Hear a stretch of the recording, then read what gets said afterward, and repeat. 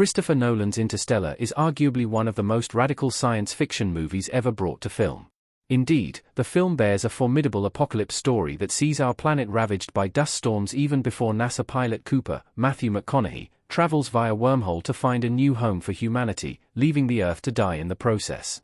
Though the proliferation of dust storms is the most significant factor in the destruction of civilization, it is not the source of humanity's near extinction. Instead, the principal cause of the apocalypse is our species' failure to evolve beyond our planet of origin, best exemplified through their concentration on the declining farming industry instead of the more important goal, escaping the decaying planet. With a spectacular cast supporting Interstellar and even greater special effects, the film is truly one of the greatest space movies that asks a simple yet terrifying terrestrial question: what will humanity do when the Earth gives up on us? Crop blight causes Interstellar's apocalypse. In the film, humanity is starving and suffocating. The main issue with the dust storms in Interstellar is their effect on the global food supply, namely that they have continually annihilated humanity's food sources, with corn being one of the few reliable crops remaining on the planet. However, the crop blight in the film has one other deadly side effect that truly puts the nail in humanity's coffin: it eats up the nitrogen in the atmosphere, which worsens the dust storms and decreases the Earth's remaining oxygen supply. This crop killer turns things from bad to worse exponentially, since over time, the planet's civilization will not only starve, they will suffocate. This proves to make the education department's focus on the farming industry in Interstellar a futile effort, since they are only delaying the inevitable instead of searching for a feasible solution to humanity's crisis, save the brave few who venture with Cooper on the Endurance into the cosmos. By the end of Interstellar, the Earth is already a lost cause in the film, and civilization's only hope is above, not below. Christopher Nolan's Interstellar leaves the origins of the blight ambiguous. The cause of the apocalypse isn't important.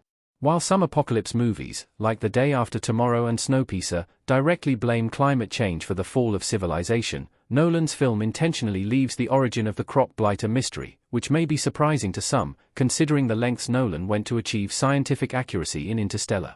Instead, the film only vaguely hints at some sort of bacteria or fungus being responsible for depleting the Earth's nitrogen. Whether this organism is of human origin or natural is left up to the viewer's interpretation, and this ambiguity makes the blight all the more formidable, and the stakes even higher. Through not labeling the cause of the apocalypse, Nolan turns the focus away from the crisis and toward humanity's response.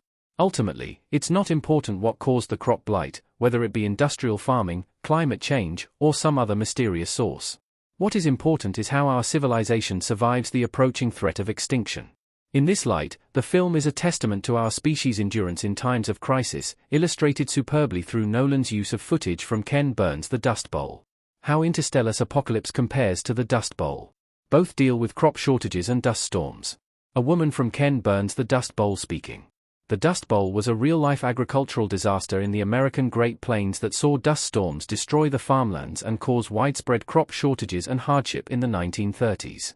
If that sounds familiar to the apocalypse in Interstellar, it's by no accident on Nolan's part. The director drew heavy inspiration from the PBS documentary The Dust Bowl, created by legendary filmmaker Ken Burns, and even used footage from the series to portray fictionalized survivors of the blight. Clearly, there are many parallels between the apocalypse of Interstellar and the Dust Bowl, including dust storms, drought, crop shortages, etc. However, one aspect that isn't discussed frequently enough is the determination of its survivors in enduring their respective crises. The lengths both parties took to persist through such insurmountable odds are incredible on their own, but in the case of Interstellar, they are fruitless without Cooper and the crew of the Endurance, who postpone Armageddon and secure a future not for our planet, but for its civilization.